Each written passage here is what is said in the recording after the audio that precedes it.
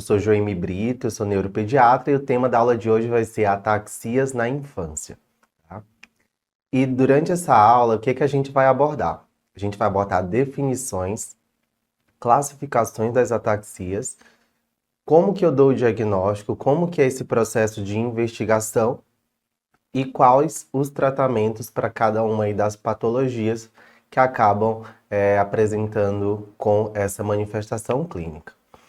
Antes da gente começar, é importante a gente partir do princípio, né? De entender qual que é o órgão responsável, né? O órgão do sistema nervoso ali responsável pelo desencadeamento das ataxias.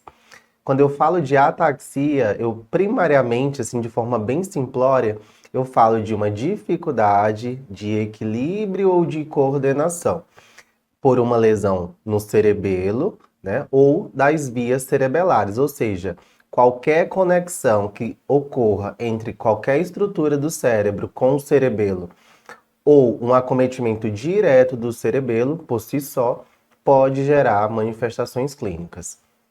E é importante que a gente saiba que o cerebelo ele é anatomicamente bem delimitado, então ele vai ter os hemisférios cerebelares, que são as estruturas mais laterais. Vou ter uma estrutura central, que eu vou chamar de verme cerebelar, e uma estrutura mais póstero-inferior, que eu vou chamar de lóbulo flóculo nodular, que ela vai ser responsável, principalmente, essa parte do lóbulo flóculo nodular, por estímulos vestibulares, que vai estar relacionado e associado principalmente ao equilíbrio, postura, tá? E alterações ali de motricidade ocular também. A gente sabe que causas isquêmicas também podem desencadear quadros de ataxias. Então é importante que vocês saibam que se eu tenho um comprometimento na vascularização cerebelar, eu posso ter também manifestações clínicas ali de ataxia. Eu vou lembrar que as artérias que irrigam, né, o cerebelo são a artéria cerebelar posterior e inferior, que ela é ramo da artéria vertebral. Eu tenho a artéria cerebelar inferior anterior, que é ramo da artéria basilar, juntamente com a artéria cerebelar superior. Então, se vocês virem quaisquer uma dessas artérias acometidas, vocês vão lembrar que o acometimento cerebelar pode ser uma opção ali nas manifestações clínicas daquele paciente. E o que é importante saber? Que o acometimento de áreas específicas no cerebelo vai estar relacionado a sintomas característicos. E eu posso ter um acometimento primário, ou seja, eu posso ter uma síndrome genética, ou eu posso ter um acometimento ali exclusivo do cerebelo e as manifestações clínicas serem apenas a ataxia, ou eu posso ter a ataxia fazendo parte de uma síndrome clínica, em que eu vou ter, além do acometimento cerebelar, uma série de outras manifestações sistêmicas ali também concomitantes. Então, falando nisso, aqui só para mostrar para vocês que a gente tem o cerebelo, a gente tem essa estrutura mais central que a gente chama de verme cerebelar, e essas estruturas laterais a gente chama de hemisférios cerebelares. Tem aqui uma divisão que a gente chama de zona intermédia, que é onde vão apresentar e conter 2 dos 4 núcleos cerebelares que vão ter funções bem diferenciadas. Então, só para vocês saberem, o cerebelo ele apresenta 4 núcleos de substância cinzenta, tá? E esses núcleos de substância cinzenta são o núcleo denteado, o núcleo fastigial, o núcleo globoso e o núcleo emboliforme. Então, eles vão ter características determinadas, que já é um passo a mais aqui para vocês. A gente não vai entrar muito nesse contexto. E aqui tem mais região mais inferior e posterior, o lóbulo flóculo nodular, que vai estar relacionado aí às alterações vestibulares. Então, quando eu falo em cerebelo, eu vou primariamente lembrar das suas funções primárias, para eu entender as suas disfunções. Então, quando eu falo em cerebelo, eu vou lembrar predominantemente de coordenação. Então, o cerebelo, quando eu falo de coordenação, ele vai ser responsável por planejamento motor, funciona como uma sinergia no processo de contração muscular, vai ser responsável pelo controle e regulação da contração muscular como um todo e pela correção dos movimentos. Vai ser me ajudar no processo de equilíbrio estático, que é o fato de eu ficar parado, né, a postura, e o equilíbrio dinâmico, quando eu faço manobras ali para tentar sensibilizar o meu exame. Vai ser muito importante no tônus muscular, na motricidade ocular extrínseca, na fala e na cognição. Então é importante lembrar que hoje em dia o cerebelo não está mais relacionado só à parte de equilíbrio e coordenação. Ele exerce funções cognitivas muito importantes, principalmente no que diz respeito a funções executivas, que é atenção, memória operacional, planejamento, capacidade de abstração, além da linguagem, funções visoespaciais, além de relações como afeto e questões comportamentais. Agora que a gente já sabe as funções do cerebelo, fica mais fácil nós entendermos as disfunções. Então, quando eu tenho uma disfunção cerebelar, eu chamo de ataxia cerebelar. E, diferentemente, quando eu tenho um acometimento do parênquima encefálico, aqui o acometimento ele se dá ipsilateral à lesão, ou seja, se eu tenho uma lesão no hemisfério cerebelar direito, as manifestações clínicas vão ser no meu hemicorpo direito, tá? Uma vez que há o duplo cruzamento das vias cerebelares, diferentemente das vias do trato córtico espinhal do encéfalo, em que ocorre só um cruzamento ali nas pirâmides bulbares. Então, além de ser ipsilateral, então lesões das regiões próximas à linha mediana, ou seja, ali se eu tenho um acometimento do verme cerebelar, eu vou ter o que eu chamo de ataxia axial, em que eu vou comprometer a motricidade ocular, a fala, o equilíbrio estático e o equilíbrio dinâmico. E se eu tenho lesões nas porções mais laterais, ou seja, nos hemisférios, eu vou ter as ataxias apendiculares. E quando eu falo de síndrome cerebelar axial, ou seja, por lesão no vermes, eu vou ter as alterações na motricidade ocular, então eu vou ter sacadas lentas e dismétricas. O que é a sacada? É a capacidade de uma movimentação rápida de um lado para o outro, tá? O segmento é a capacidade de acompanhar um objeto em um alvo até determinado alvo, determinada localização em que eu coloco aquele objeto no meu campo ocular. Então, eu vou ter uma lentificação tanto das sacadas quanto uma decomposição do segmento ocular. Eu vou ter a presença de nistagmos dos mais variados tipos e de intrusões sacádicas. Tá? Então, é importante que vocês gravem esses nomes, porque eles vão aparecer muito em questões como características ali de alterações da motricidade ocular que fazem parte dessas disfunções cerebelares. Então, vou ter uma fala ebriosa, ou fala disártrica, ou uma disartria cerebelar. Quando eu falo de fala ebriosa, eu falo naquela fala com uma dificuldade de articulação, como se ele... Uma fala de um bêbado, se a gente fosse resumir. Uma fala que eu não consigo, assim, entender, né, o que ele realmente quer apresentar. Ou existe também o que eu chamo de fala em estacato, tá? É como se fosse uma fala propulsiva, né? Que você vai tentar falar e fala com muita força para tentar sair aquela palavra que a princípio ali, aquela sílaba que a princípio está sendo difícil por essa disartria cerebelar. Eu vou ter uma ataxia de tronco, pela dissinergia tronco-membro. É como se eu fosse fazer um abdominal e fosse tentar fazer uma flexão, e aí eu não conseguisse manter o meu tronco ali junto com meus membros inferiores na mesa, e eu elevasse os meus membros inferiores, tá? E a ataxia de marcha é o que a gente chama de marcha ebriosa, marcha de bêbado. E o que predomina aqui é a dificuldade de assumir o tandem. O que é o tandem? É como se eu tivesse uma linha reta e pedisse para o paciente seguir, caminhar por cima daquela linha, sempre colocando um pé na frente do outro por cima daquela linha. Normalmente não, quase que sempre os pacientes com ataxia cerebelar, eles vão ter muita dificuldade de realizar a marcha em tandem. E quando eu falo de síndrome cerebelar apendicular por acometimento dos hemisférios cerebelares, eu vou ter uma ataxia apendicular ipsilateral, dismetria, decomposição, tremor de intenção, desdiado cocinesia, rechaço e uma hipotonia ipsilateral. Então, vou caracterizar cada um desses termos para vocês, porque às vezes pode ser que vocês sejam questionados e acho que é bem relevante aí que vocês tenham esse conhecimento, tá? Então, a dismetria é a capacidade que o indivíduo tem de atingir um alvo, tipo como na manobra index-nariz. Então, dedo para fora, dedo no nariz, dedo para fora, dedo no nariz. O paciente com a síndrome cerebelar apendicular, ou ele vai passar do alvo, ou seja, vai alterar o alvo, ou ele não chega no alvo, uma hipo ou uma hipermetria, tá? A decomposição é quando o paciente ele vai fazendo o movimento de índex-nariz e ele vai decompondo o movimento.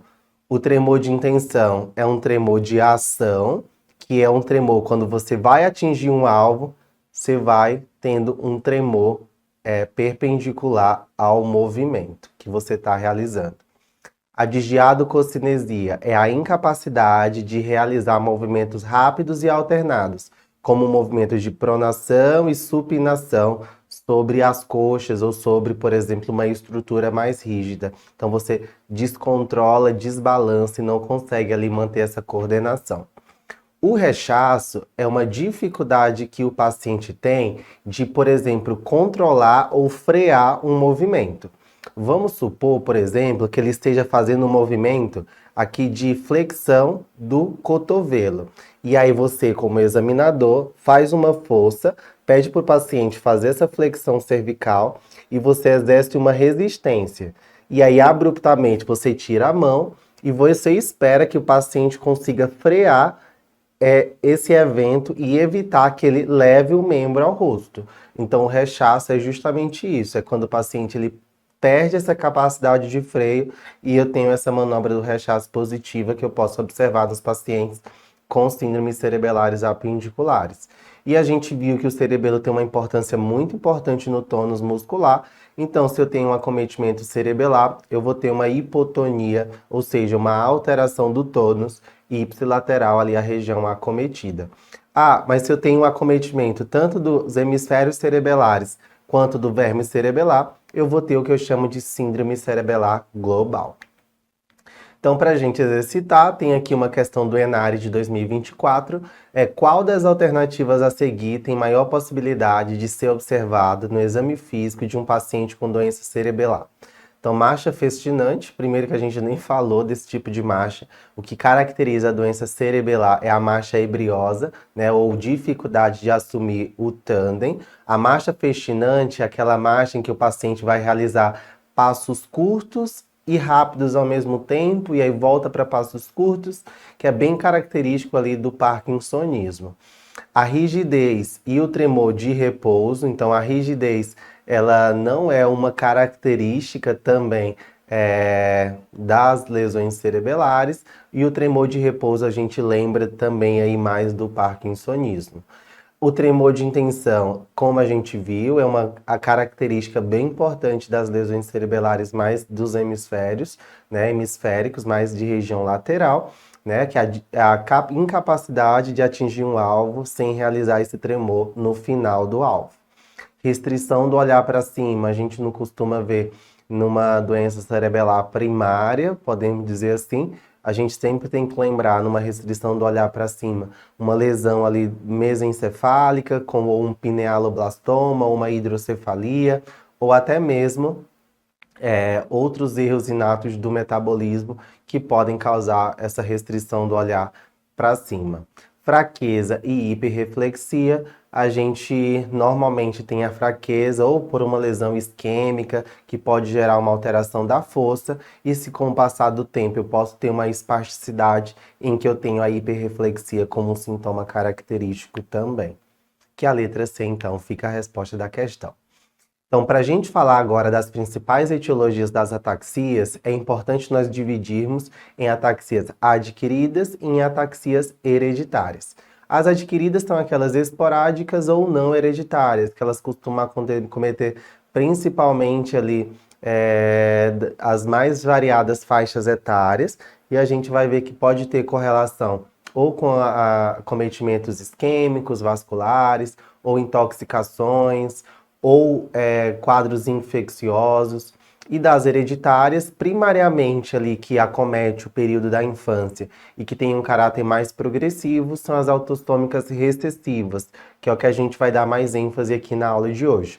Mas é importante lembrar que eu posso ter doenças autossômicas dominantes que possam se iniciar na infância, doenças ligadas ao X, doenças mitocondriais, doenças congênitas, episódicas e até mesmo doenças metabólicas que se manifestam com uma ataxia. Então, falando das ataxias autossômicas recessivas, né, um panorama geral, é importante lembrar que elas frequentemente elas acometem os pacientes durante a infância. Eu posso ter, durante a minha história e investigação, uma relação de consanguinidade entre os pais, tá? E normalmente eu vou ter associação com outros acometimentos de outros sistemas corporais, como acometimento de nervos periféricos, então posso ter neuropatias periféricas associadas, além de distúrbios de movimento, epilepsias, alterações oculares, déficits cognitivos, alterações esqueléticas, né? A gente costuma ver escolioses e pés cavos bem importantes, ou até mesmo alterações cardiovasculares. Eu posso ter ou não atrofia do cerebelo nos exames de imagem de ressonância magnética e às vezes esse acometimento cerebelar na imagem é uma pista diagnóstica bem importante que acaba às vezes restringindo ou a gente excluindo ali algumas hipóteses diagnósticas que podiam ser possíveis, né, mas que esses detalhes acabam fazendo com que a gente direcione mais ali o nosso conhecimento. Então, aquela que a gente mais conhece, que é o padrão ouro, que cai muito em prova, é a ataxia de Friedreich, que é a forma autossômica recessiva mais comum da infância, né? É uma doença de expansão, ou seja, eu tenho um trinucleotídeo GAA, que é a guanina, adenina, adenina, no gene FXN, que é um gene que codifica a frataxina, tá? Então, normalmente eu tenho esses trinucleotídeos em uma determinada sequência, e se eles se expandem mais do que 60, 66 cópias, eu posso ter as manifestações clínicas aí de uma ataxia de Friedreich.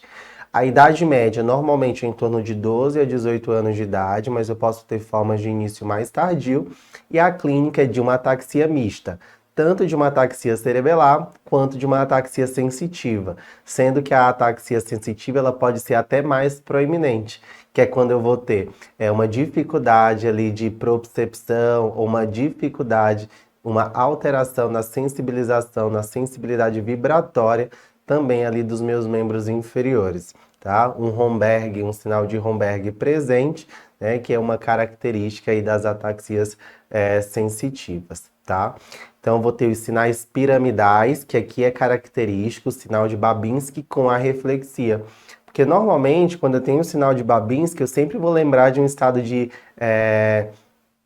espasticidade. Só que aqui no Friedreich, o que chama atenção é isso, é um Babinski, ou seja, um reflexo cutâneo plantar presente, né, com a reflexia, associado a essa ataxia mista, e que eu vou ter a neuropatia periférica de acometimento axonal sensitivo motor, né, a presença de disfagia, acometimento cardíaco, uma escoliose importante com pés cavos, tá? Eu posso ter o diabetes mellitus também como uma complicação associada, e um tipo de nistagmo, que é o square wave jerks, que é um nistagmo em onda quadrada, que para vocês só precisam saber desse nome, né? Então, square wave jerks com ataxia, lembra de ataxia de Friedreich.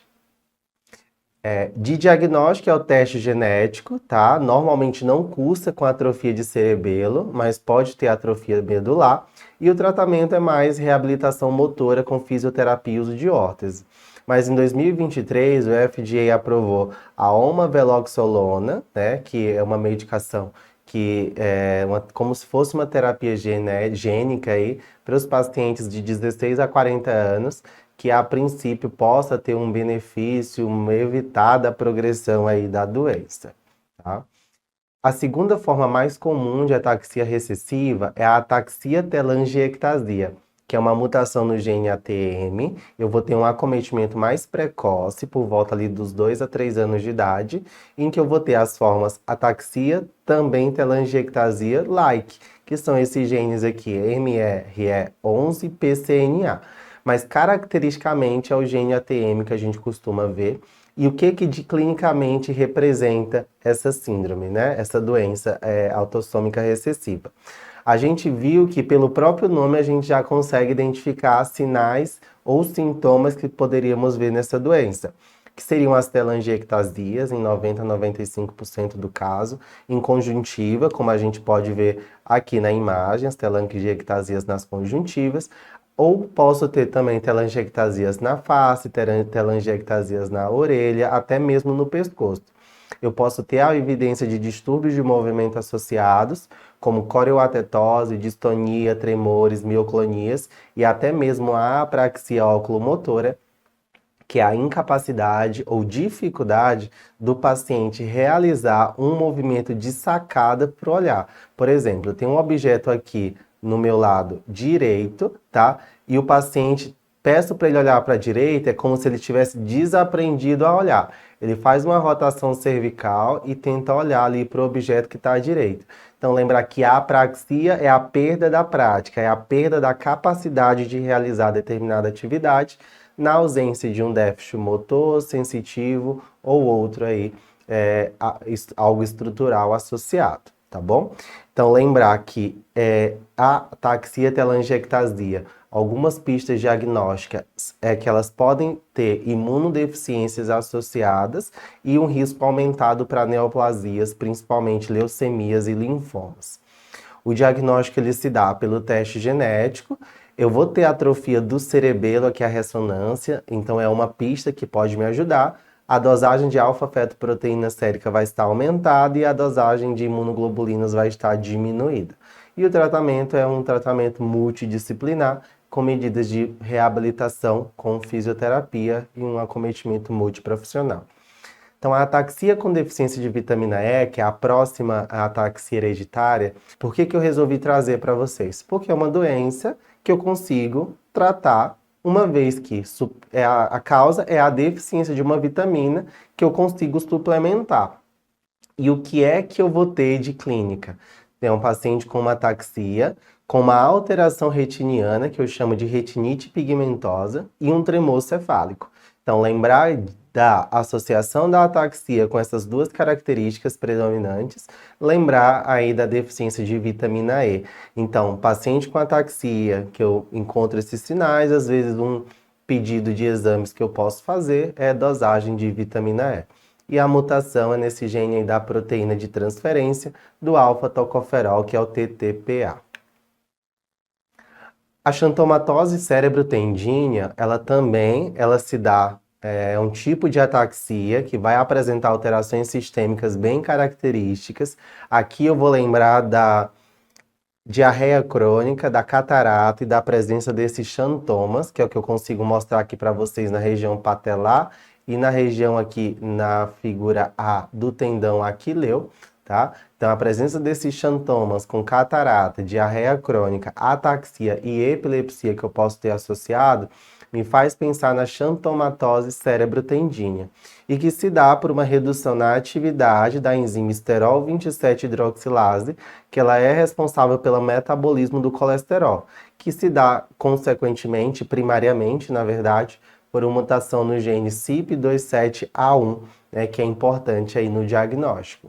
O diagnóstico vai ser basicamente por teste genético, mas eu posso fazer a dosagem sérica do colestanol e a ressonância de encéfalo vai ter um achado característico, que é o hipersinal em núcleos denteados, né? Então, os núcleos denteados são núcleos de substância cinzenta, né, que estão localizados ali na região mais lateral das estruturas cerebelares, tá? E o tratamento ele é com ácido queno-desoxicólico.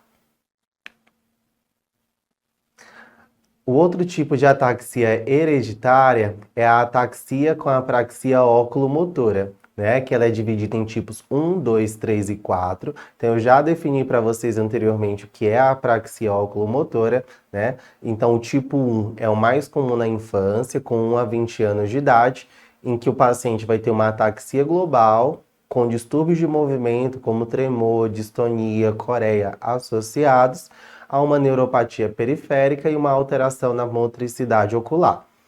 Laboratorialmente, eu vou ter uma hipoalbuminemia com uma hipercolesterolemia e a mutação se dá no gene APTX. E o tipo 2 ocorre ali no intervalo de 8 a 25 anos de idade, em que eu vou ter predominantemente, além da apraxia oculomotora, uma neuropatia periférica associada. E o que chama atenção aqui é o aumento da alfa-fetoproteína associado ao quadro, enquanto que na do tipo 1 é uma hipoalbuminemia com aumento aí dos níveis de colesterol. A doença de Refsum, né, ela se dá também por um acúmulo de ácidos graxos, né, um acúmulo de ácido fitânico nos tecidos celulares, em que clinicamente eu vou ter a retinite pigmentosa, como uma característica que a gente viu ali na deficiência de vitamina E, né? Além de uma ataxia de início precoce e graus variáveis de neuropatia, surdez e ictiose, que é aquela alteração ali na pele, com a pele bem áspera, uma pele bem ressecada. E as ataxias cardíacas, as arritmias cardíacas, elas podem ser detectadas. Então, Refsum, eu vou sempre lembrar quando eu tiver ataxia com uma ictiose, podendo ter surdez ou graus variáveis de neuropatia. E laboratorialmente vai ser uma mutação no gene PHYH e uma hiperproteinorraquia no líquido, aí no caso, com mais de 100 mg por decilitro. E o tratamento nada mais é do que restrição dietética e nos casos mais graves, de arritmias mais graves e de extrema fraqueza pelo comprometimento neuropático, a plasmaférese ela pode ser uma opção terapêutica nesse contexto. Uma outra doença também que a gente costuma ter das ataxias hereditárias é o ARSAX, que seria a ataxia espástica autossômica recessiva de Charlevoix-Saguenay, que é uma mutação no gene SAX, em que eu vou ter uma ataxia com espasticidade. Então, qual das outras ataxias que a gente viu tem algum sinal que sugira uma espasticidade? Vocês lembram que na ataxia de Friedreich eu tenho um sinal de Babinski, mas que eu tenho arreflexia? Aqui, se vocês virem uma ataxia com espasticidade na infância, eu vou lembrar do ARSAX. E eu posso ter, além disso, uma neuropatia com nistagmo e uma hipermielinização da retina. E eu vou ter alterações no exame de imagem, né? Aqui a gente não consegue ver o cerebelo, porque eu quis priorizar um outro achado que é bem característico também, mas no cerebelo eu vou ter uma atrofia, ou seja, uma diminuição do vermes, que é aquela estrutura mais central, e a presença de estrias horizontais, estrias transversais na ponte, que seria esse aumento de densidade aqui nessa região pontina, que é onde eu estou apontando aqui no pointer. E o diagnóstico é basicamente, além dos sinais clínicos, um teste genético detectando essa mutação neste gene, e o tratamento é multidisciplinar também. A síndrome de Marinesco-Sjögren, ela é uma mutação no gene SIL1, em que clinicamente eu vou ter uma ataxia de início precoce, com um déficit cognitivo associado a catarata, fraqueza muscular, alterações musculoesqueléticas, predominantemente escoliose, e um hipogonadismo hipergonadotrófico. Então, ataxia com hipogonadismo hipergonadotrófico, juntamente com essas outras características, eu vou lembrar da síndrome de Marinesco-Sjögren, e que o tratamento também é multidisciplinar. E outras ataxias hereditárias, a gente tem a doença de Niemann-Pick tipo 6, em que é caracterizada por uma ataxia com oftalmoparesia vertical. Então, se eu tenho um paciente que tem uma clínica de ataxia com limitação do olhar vertical para cima, um déficit cognitivo e uma epilepsia, eu vou ter que lembrar da doença de Niemann-Pick tipo C, tá bom?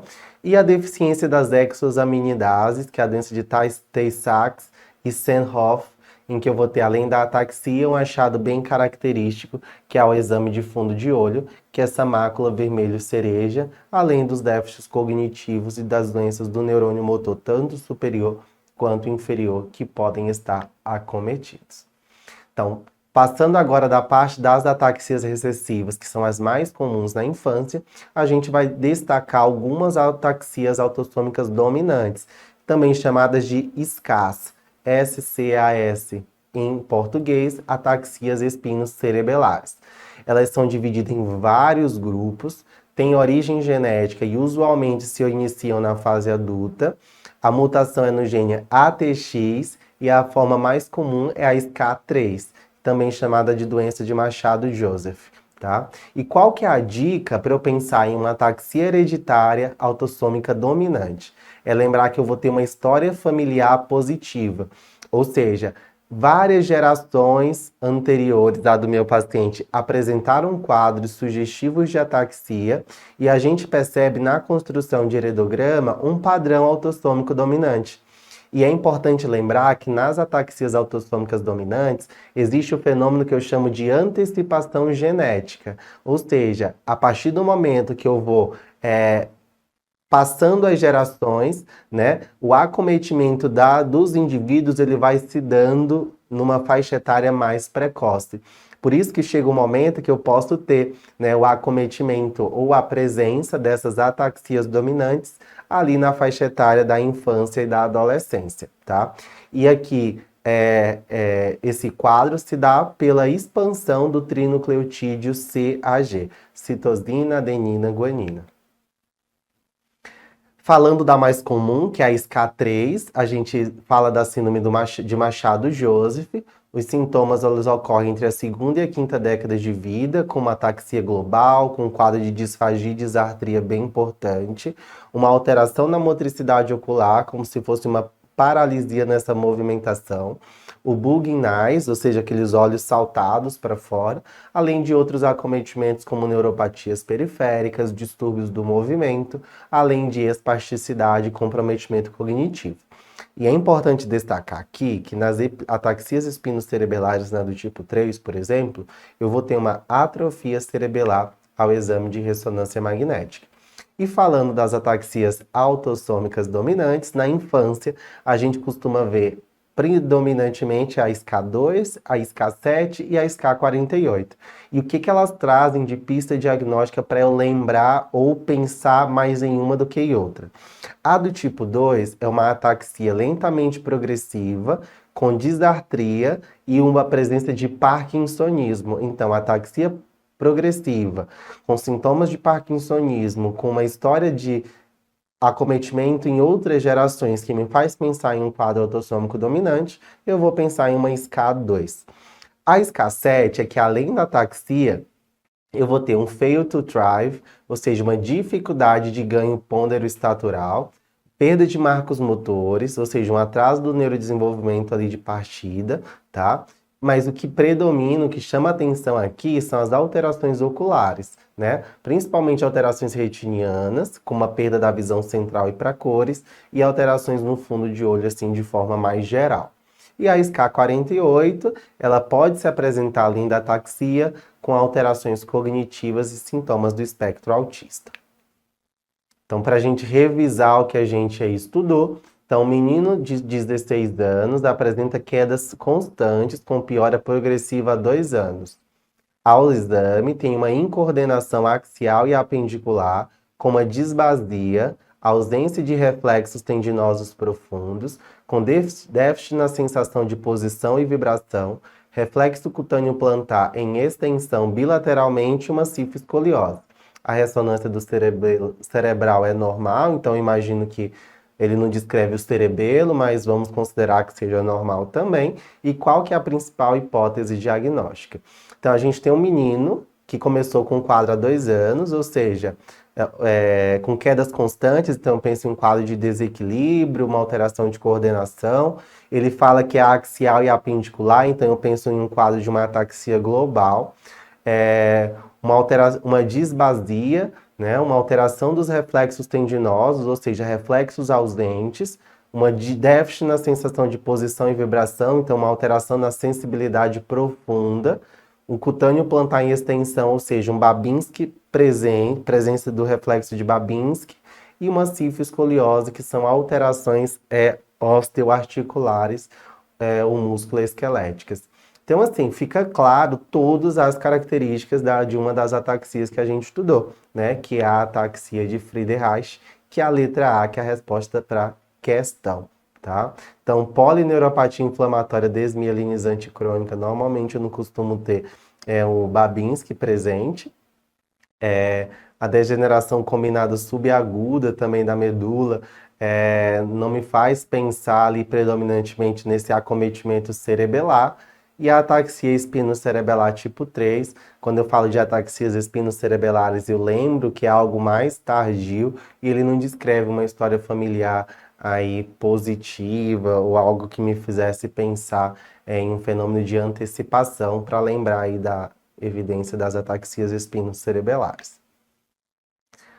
E das ataxias adquiridas, o que a gente vai destacar? Os quadros infecciosos, no caso aqui destacando as cerebelites virais, intoxicação, que são as duas principais, existem até na literatura hoje em dia falando que a intoxicação é a principal causa hoje em dia de ataxias adquiridas, mas eu posso ter lesões isquêmicas, como os acidentes vasculares cerebrais, causas carenciais, como a deficiência de vitamina E, B12 e B1, causas autoimunes, como a síndrome de Kingsburn, atualmente chamada de opsoclonos mioclonos ataxia, doença celíaca e síndrome de Miller-Fisher, que a gente vai ver melhor nas aulas ali de Guillain-Barré. Causas estruturais, como tumores de fossa posterior, hidrocefalia ou malformação de Chiari, e até mesmo causas psicogênicas. Falando das cerebelites, eu vou lembrar que ela ocorre durante ou após uma infecção viral, ou também pode ocorrer pós-vacinas.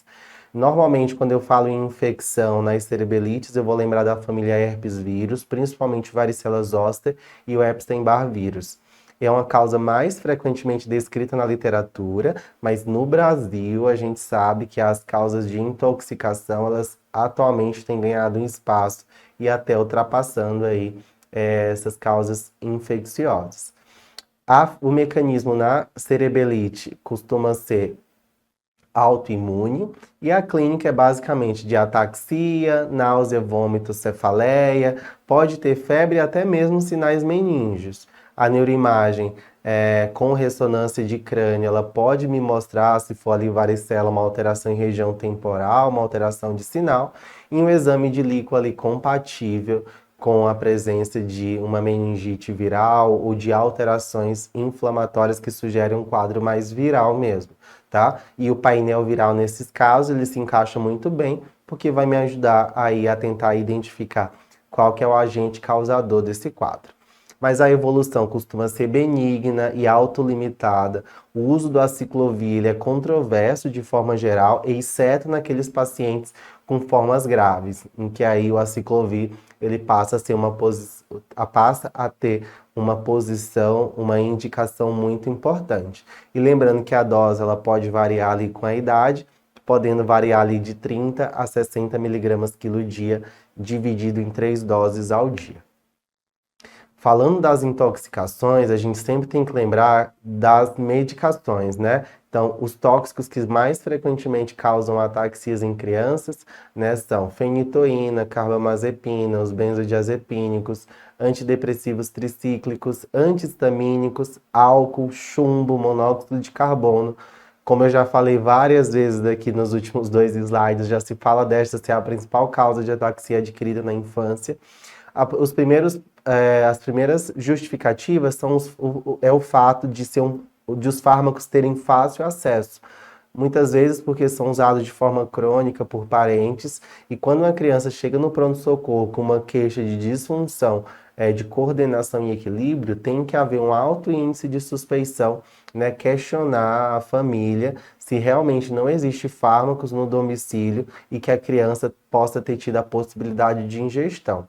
E lembrar de realizar um exame físico neurológico como um todo, para tentar descartar aí, neoplasias que podem estar presentes aí nas mais variadas faixas etárias também. Falando da síndrome da ataxia opsoclonos mioclonos, OMA, ou síndrome de Kingsborn, que às vezes pode aparecer em algumas provas, em algumas questões, a investigação diagnóstica seria o quê?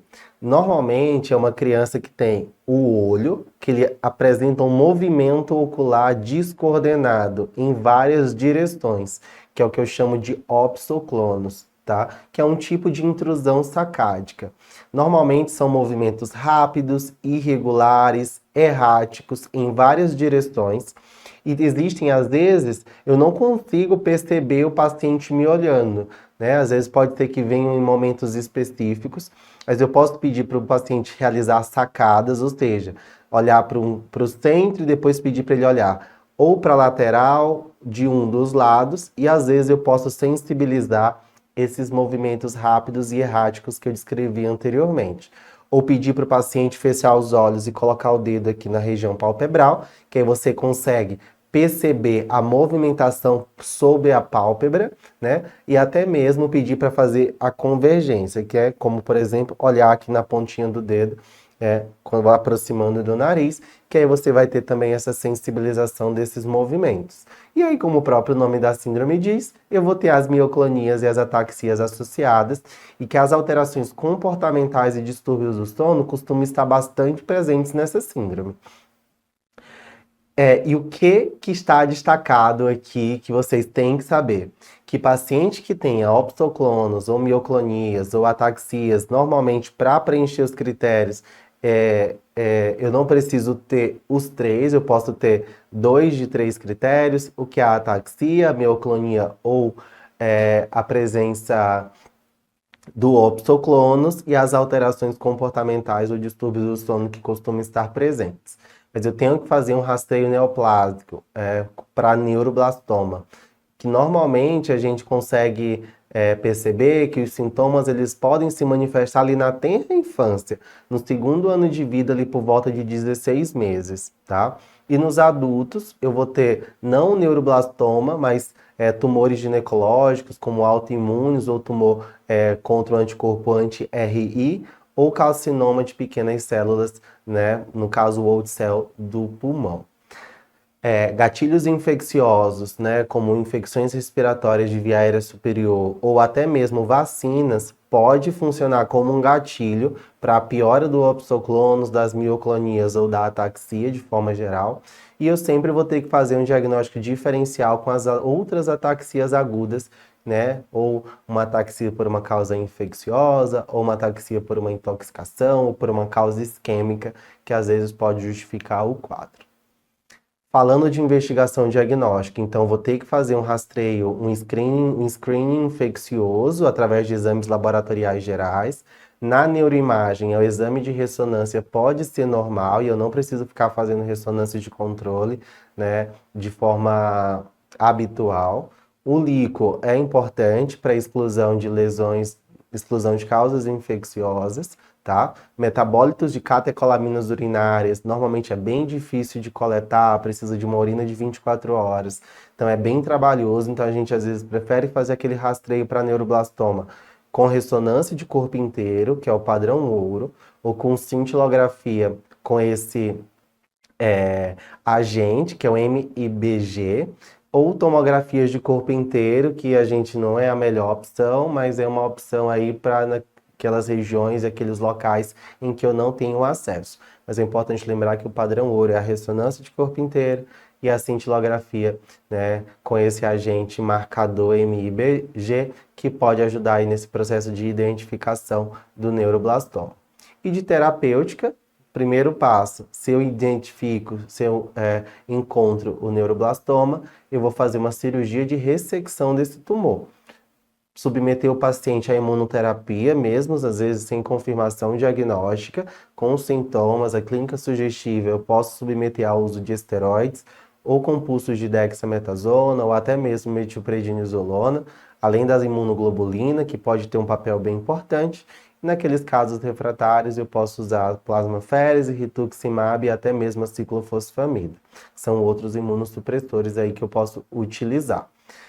É importante garantir o segmento desse paciente a longo prazo, uma vez que a gente sabe que eles podem ter recaídas, que eles podem ter recidivas, que eles podem piorar daquele estado, às vezes, de controle que habitualmente parecia que eles estavam e ser necessário ajuste medicamentoso.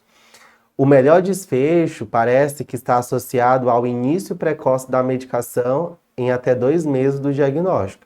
Mas é importante a gente lembrar que o tempo de tratamento ele vai depender da resposta do paciente, mas costuma ser bem prolongado.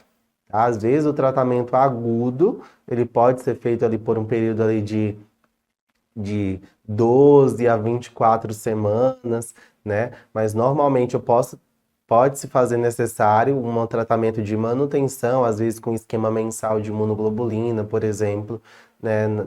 A depender da resposta que o paciente ele vem apresentando com o segmento contínuo dele aí nas visitas ao neuropediatra, tá? Então, para a gente revisar, a menina de 15 meses, né? Há 1 semana com história de instabilidade do tronco, uma incoordenação para pegar objetos e movimentos involuntários oculares conjugados rápidos. Então, eu vejo uma ataxia global, com esses movimentos oculares rápidos, arrítmicos, multidirecionais, ou seja, sem intervalo intersacádico, ou seja, lembra um opsoclonos, e o exame de neuroimagem deve ser solicitado para diagnosticar qual dos tumores abaixo, tá? Então a gente viu que a gente não precisa, ele não descreve aqui a mioclonia, mas o fato de ter uma ataxia com opsoclonos, eu vou lembrar bastante do diagnóstico aí de síndrome de ataxia, opsoclonos mioclonos ou síndrome de Kingsborn, e o principal tumor que eu vou ter que procurar que está relacionado ali na infância é o neuroblastoma, que é a letra B de bola. Outra questão da Unifesp, menino de 14 meses, com quadro de 2 semanas de uma evolução de dificuldade para andar, irritabilidade e movimentos oculares. Tem ataxia, mioclonia e opsoclonos, ou seja, tem a tríade da síndrome. Então, sobre essa condição, ou seja, sobre essa síndrome de Kingsman, sobre ataxia, mioclonos, opsoclonos, o que é correto afirmar? Que a terapia imunossupressora geralmente é utilizada por 2 meses? Não necessariamente, vai depender da resposta clínica do paciente. 2 meses é o tempo para iniciar, para que eu tenha um melhor desfecho, né, clínico, não necessariamente que é a duração do tratamento. O agente mais comum é o vírus varicela zoster, não tem relação a princípio com quadros infecciosos, eles podem funcionar como gatilhos para piora clínica, mas o que a gente sabe é que é algo imunomediado, principalmente paraneoplásico, tá? A letra C diz que raramente é uma manifestação paraneoplásica, tá errado. É uma manifestação paraneoplásica, principalmente o neuroblastoma. Geralmente a ressonância de crânio é normal? Tá certo, letra D. Então, normalmente a ressonância magnética de crânio é normal. Então, foi isso, pessoal, essa parte de ataxias na infância. Então, vamos revisar e qualquer coisa a gente está à disposição.